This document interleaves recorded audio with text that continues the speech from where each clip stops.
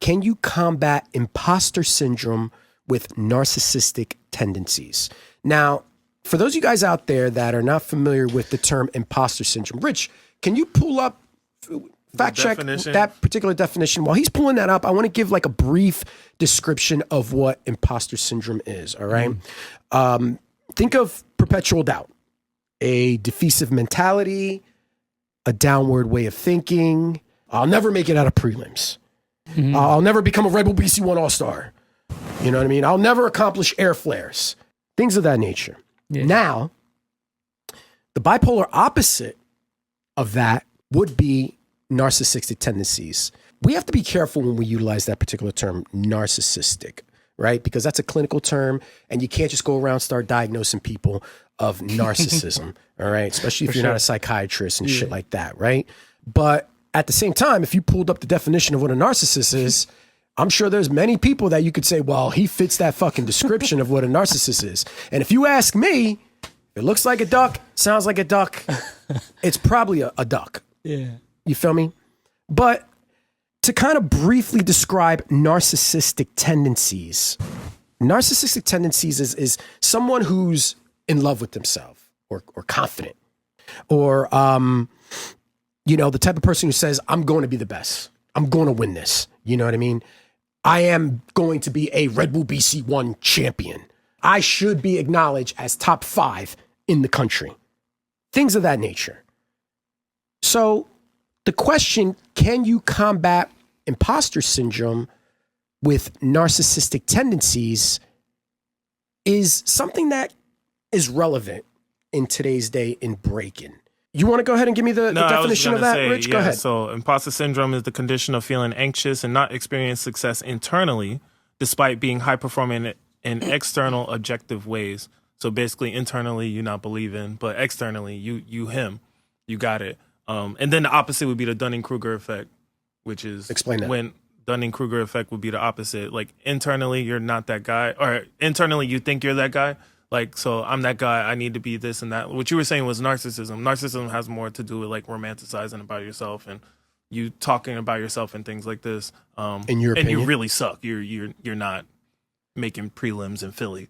You know what I mean? But right. You're not making prelims in Philly, but you're like, so technically would be an imposter syndrome. So basically that's somebody that is able to do that can hang and can hang and do it, but he doesn't believe in it. He's not out there outing himself like, yo, I got this, I can do this. No, they might even be like, yo, I'm into Red Bull, but I won't even make prelims at the site. Yeah. That could be any level. It could be high level. And then you're saying imposter syndrome. And then you can you benefit from narcissism to make yourself better? Is that what you're saying, right? That's right. Well, let's take our time with this.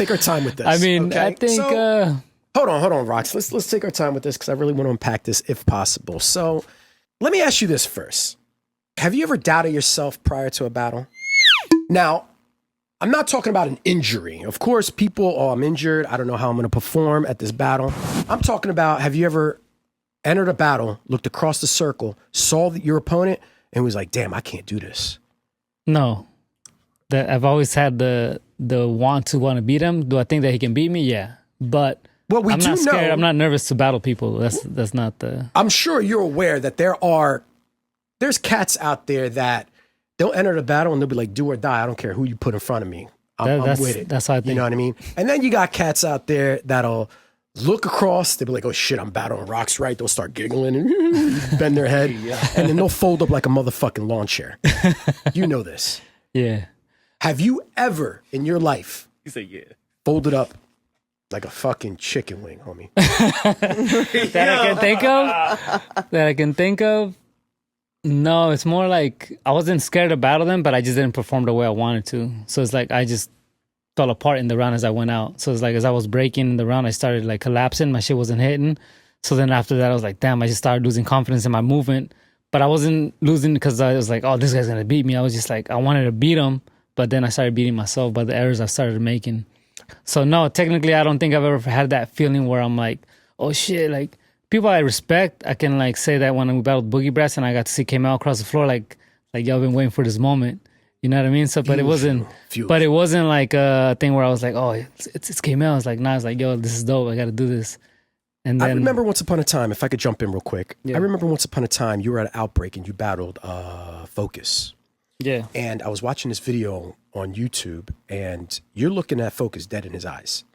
You guys, I remember Mex1, RIP Mex1, you guys were lined up with each other. You didn't look down.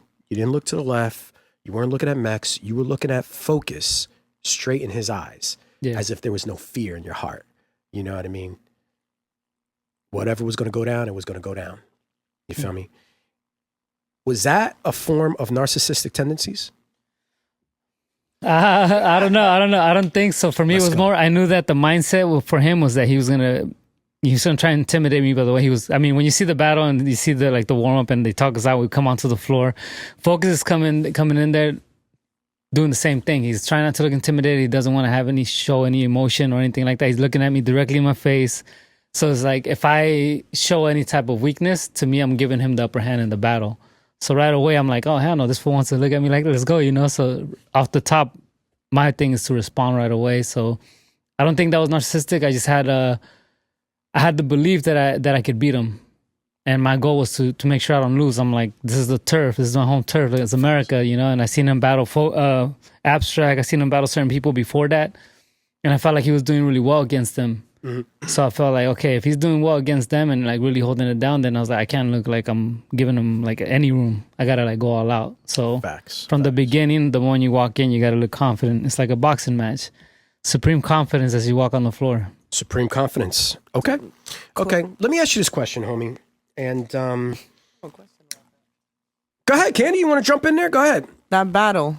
What battle? Focus Focus versus Rocks, right? Many years ago. Many years ago. And not even just that battle, but in general. I always wondered this about you. Like, do you feel that because you're so prepared, that's why you aren't like intimidated? Because I feel like you are super prepared. And you can see it, especially when you won your first Red Bull BC one. I was like, you very clearly prepared to enter those battles. Do you feel that it's that preparedness that has you being like, I'm ready for this? Yeah, it's the preparation. I think that's what's helped me throughout the years, definitely. That's one thing that I noticed a lot of people didn't really prepare. A lot of us people break in general. We practice for many years, and then we just go to the battle and just throw out whatever we feel we got. But if you actually prepare mentally, strategize, and give yourself a shot beyond just the moves, I think there's a different level of preparation that comes with that. And that's what causes the not feeling like intimidated or not feeling intimidated by your opponent. But yeah, definitely, I think preparation has been the biggest piece. But preparation comes in many forms though, right? So it's like, yes, I can prepare for that specific battle that day, but the preparation happened 20 years ago or 28 years ago, right? The preparation happened when I used to cypher battle all these kids in different house parties because it taught me how to not be intimidated, how to walk into different neighborhoods and battle dudes that were from this neighborhood that claimed this color. Yes. By yourself. Call out older kids from different parts of town. So that taught me to not be intimidated because I knew that this was a dance. And even though they were like kids that were from the hood and they banged certain colors, I still would go to those neighborhoods and battle them where they were from. Yeah. So like that's the most intimidating thing you could face is like this older kid that has a street cred and breaking cred and you're calling them out. So it's like nothing becomes more intimidating than that. Yeah. Swallow that. I think swallow that and get up in that cipher and make noise. That's what you're saying.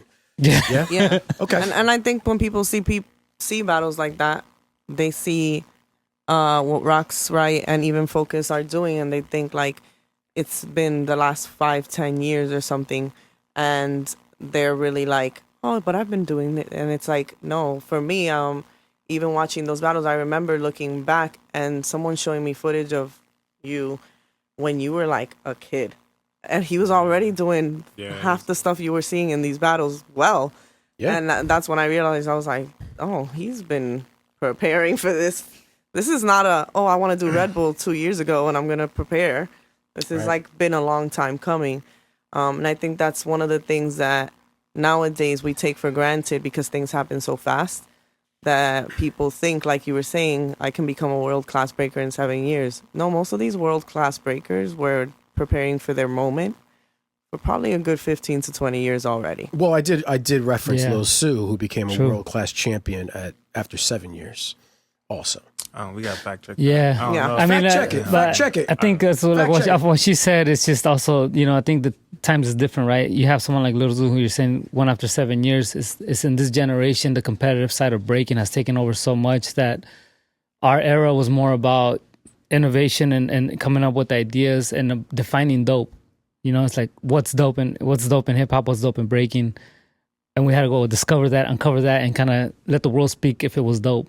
Nowadays, it's already packaged, so a kid can start today, and he'd be like, "Yo, if I top like this guy, I break like this guy, I do power like this guy, and do freezes like this guy, I'll win battles." When we were coming up, you all know it's like you had to define fresh, you had to define dope, you had to create dope. Right. Whereas today, it's already right there for you. All you got to do is grasp it, and then just take it in, and you'll be able to get those results faster. For us, for me to get my first like sort of like recognition wasn't until UK Champs 2005, where I got that worldwide like, oh, that's rocks, right? It was like, and that was 10 years when you were out UK champion. That year. Yeah. I was man. That year I was going in there like fuck everybody. Yeah. Yeah, for real. Yeah. Nice. Okay. Speedy, that's how me and Speedy You let your connected. nuts hang. Yeah, Right? exactly. Walking Yeah. out there, let your nuts hang. Okay, I got to put respect on that. That's how I thought. I had to. It was just like I felt like I had been breaking so hard and so consistent for so many years and just battling everybody, and I just felt like it was my time.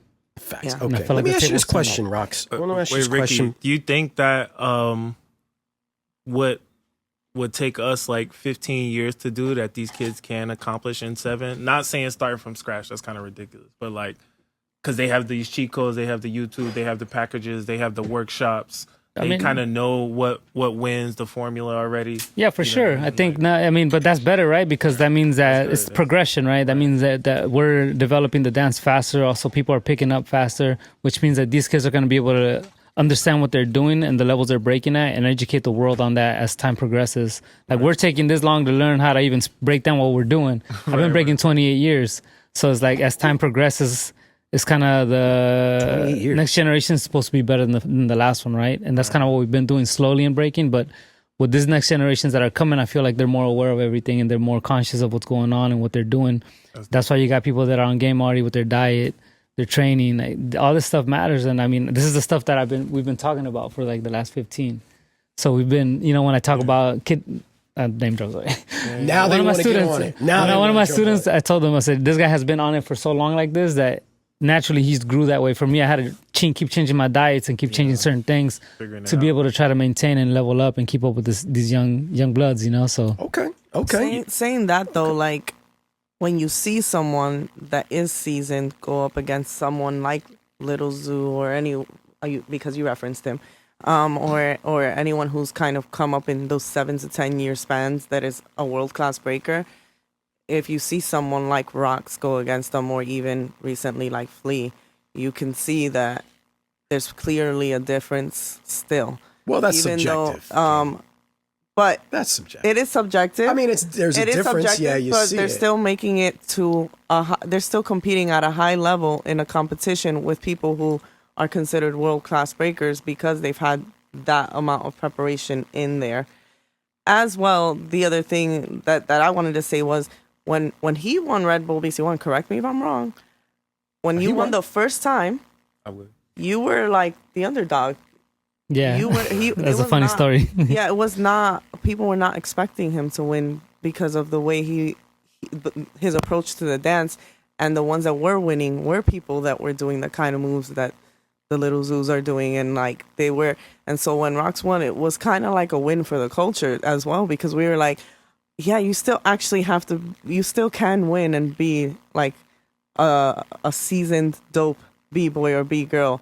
It's not just about the formula. Like, it's not just about 2010? The meta. 2011.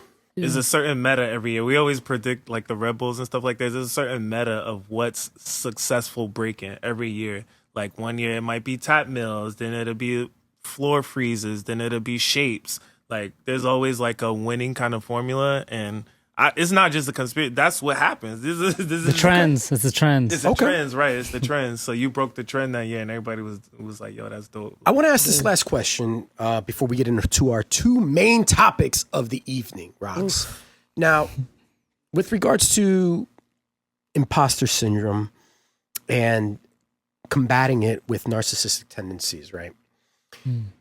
Can, in your opinion, can getting smoked in a battle diminish someone's spirit, ether them, Yeah, for sure. buck breaking them? Are you familiar with the term buck breaking? Hey, You familiar with that term? Now, I'm just emphasizing that. I'm not saying. I haven't heard that. I'm not saying. I've Hold never on, heard hold that. on. Let me just be clear because I'm not crazy. saying. I'm not being specific. I'm not saying literally. Yeah. I'm just utilizing that term as with regards to lowering someone to the point that becomes their standard. Oh damn. Okay. No, I don't. If that happened, it happened in the past. I don't think it's happening as much anymore because there's constant events where people can build back up on. So even if they do feel that, like they feel they got smoked, the reality is that they could lose to somebody good this week and win another $1,000 this weekend here when maybe nobody comes this weekend. They're gonna walk away with $3,000, but they don't have to level up to beat that one guy that keeps smoking them, right? That's today's generation a little different because you'll have the Vic show up and they'll win certain battles, right? This is an example. But then the guy that's underneath him that's winning all the local jams, he could just keep winning all the local jams because there's enough prize money, but he doesn't ever have to level up to battle this guy because he just keeps getting results at this level. So it's like the world level, you have to really go like steps ahead and beyond. You got to be willing to reach a lot deeper. But yeah, today's generation, you can smoke somebody. I don't think that they could realize like, damn, that guy got me this battle. But they don't, from what I've seen and just conversations I had with many people, I don't feel like they have that necessary need to have to be like, oh, they're trying to get there, but they don't necessarily have to push so much because they're getting results everywhere else without having to level up as much. Can somebody get so smoked so bad that they just walk away from the culture? They walk away from the community. That would have to happen in a cipher.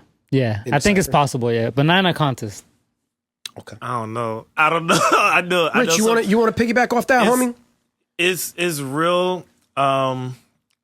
It's real easy. Like, you know, we all do like judging and stuff like that. It's real easy for people to be like, oh, Roxrite always wins. Oh, Candy always wins. To say every time I come to Philly, Philly always wins. Or like Ricky always wins. Like this kind of stuff. And it's like, that's a long list. You name 16 people, so you can make top 16. You know what I mean? Like these people always win it, and they'll use it in one excuse to the next excuse.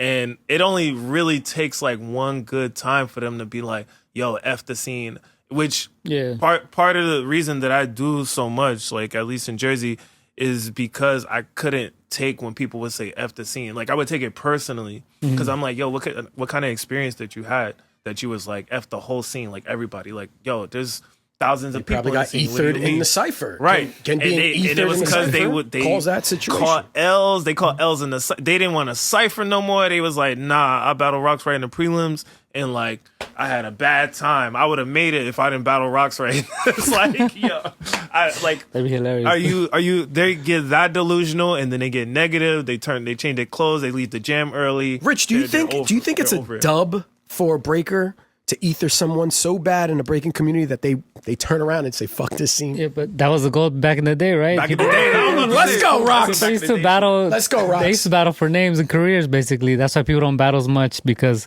when you battled somebody, it was for a reason and there was a purpose behind it, and you had to intimidate your opponent or you had to embarrass them. Yo, I used to go practice in New York, and they was like, yo, if you lose this battle, you can't ever come back to New York. Look, Can we still say that's relevant today in breaking? No, it's not. Like I drove on my way to practice in San Francisco. I won a battle in Frisco, and this guy was talking shit about me. So he's from a different town in Northern California. So I was like, you know what? I heard he practiced at this fucking community center and this day, this time. So I just rolled up. Me and my boy rolled up. We're not from that neighborhood. We walk into this community center. I battled the dude, smoked him up, and then he just quit after like 4 rounds. Oh, shit. So then I got back in my car and drove to Frisco to go practice with Renegades. Now, did this particular individual leave the scene, though? Do you know if he was like, fuck he this? stayed around. He stayed around a bit. Yeah. After. But the fact that that's the type of battling mentality you gotta have, though. You know, that's why when people do these contests and stuff and they'll lose and they take it so personal, it's like, well, you just go smoke his ass at practice, or like show up on, like pull up on him somewhere else, like see him at the next jam. You know, if you hold that grudge. True. So it's just, I don't know, it's a different time. Okay. Candy, you want to get on that topic? No, I just feel like it could be like your whole villain story, you know? Like, But I got smoked so bad that now I'm going to train and like that come concept. back and smoke everybody, and I'm the meanest breaker there is because Rocks Right smokes me on my own practice. Like, I No, don't know. but Somewhat of see, a but form then of I feel motivation. funny now thinking about it because that was a young Rocks, right? That was me being young, being like just hungry as hell, and just being like, oh, I'm out here to like do all this and that. But in reality, it's like, yeah, I mean, it's funny. I think it's funny when I think back at those times. I know right now I'm speaking in a very like I'm living it still, but in reality, it's like, damn, I kind of laugh about those times because my character and the way I would battle is like it's just kind of funny. Oh, for sure. Like, oh shit. when I battled people before, my goal was to embarrass you. Like, I wanted to embarrass. Like, No love. No, I. No love, huh, Candy? And that's why when people are like, oh, first of all, people don't really cipher like that no more. But when I would get called out and people would be like, oh no, it's a conversation. And I'd be like, a conversation. exchange. You are trying to make me look bad. Because when I call somebody out, I'm trying to show that you suck. That was my goal back then. Like, I'm trying to show that I can beat you. And I don't care however you put it. To beat someone, you have to show that they're not as good as you. Right. So if you're calling me out because you're trying to show people that I'm not as good as you, number one. So now I'm supposed to just not take that personally. No, I'm going to take that personally because you clearly are telling me you think I'm whacker than you. So I'm going to show you, one, that I'm not, and two, that I'm really not because I really I'm going to smoke you. And I don't think that happens now. I think we Times have changed. We don't have enough ciphers. Two, we're just not like that anymore. And I'm not like that anymore. Like that was another thing that I mentioned earlier. When you have a child, your perspective changes. And when I battle kids now, I'm like, oh my God, I have one of you. Like, I don't want to make you feel bad. I know what happens when people hurt your feelings. You go home and cry about I it. think as we grow, we just mature in different. One time I called out a guy in front of his girlfriend because he was talking shit in the contest. I was like, Damn. I was like, damn. When I think back about that, I'm like, oh shit, that's some ballsy ass shit. Like, you can't be doing that. Like, Yeah. you know, Yeah, I but had to it's check dope. myself afterwards. I was like, that's too much. Felt lame afterwards. But it's Yeah. It was in that moment, but maybe a few years before that, I would have been like hilarious. Yeah, but it's hilarious now, and it was hilarious. But even after it happened, you're just kind of like, damn, that's some asshole Okay. shit. yeah, some asshole Okay. shit. Yeah. Yo, Yeah. you know what's one of my favorite feelings though is when somebody that used to hate on you and like you win. Not only did you smoke them, but you win and you be like, damn, do I still suck, yo? Cause like I smoked you, your boy, your crew, all of them. They said I won unanimous. Like, how you feel? Like, can I? Right? Like, yo, I love that feeling. There's nothing Throwing better. salt into the wound. I mean, I also have been the person that has told someone else, wow, I used to think you were whack, and now you've proven me wrong. That's what's Okay. up. And That's respect because I told you were whack before and you kept practicing and now you're like one of the top people I've seen. And, you know, like there was a particular person that was trying to get into one of my crews and she was really like trying her best. On it. And I was like, I'm sorry, but I just don't feel your style. I don't feel how you break. I'm supposed to be in a crew with you. I don't really feel it. Like Kicking her when she's down. No, she wasn't down. Damn. She wasn't down because everybody was telling her she was dope. Okay. So, and she wasn't understanding why I wasn't feeling her being in the crew. And I had to tell her, well, I don't feel it because I just don't think these things, like I was basically what I told her was like, I don't think foundationally you're there. And I don't feel your style, like, period. Constructive criticism. And she was like, oh, offended, whatever, didn't join the crew, cool. Years later, I see her, she's killing it. And I'm judging, she didn't win the battle, but she killed it. And afterwards, I was like, you know what, I gotta give you a handshake, and I gotta say, I apologize for the way I spoke to you, but Poor investment. I'm also glad I said that to you because it showed me and that you're real because you stuck to it despite what I said, and now you're like killing it. And she actually told me, I'm glad you told me that because I lit a fire under me Good. to prove you wrong. Good. And I've been there. I've been that person that was told, you're whack, you look like so-and-so, you're whatever. Like, we don't want to break with you. Girls don't break. Girls only do this because they want to impress their man. Like, that was a thing back. And Once upon a time. Yeah, and I used to say to them, like, I'm going to prove you wrong. And it pushed me a lot. So, like, Okay. what you do with those moments is, like, basically, it's like you said, if it broke you, if it makes you turn away from the scene to get smoked, then really, you wasn't about it. Yeah. Okay. True.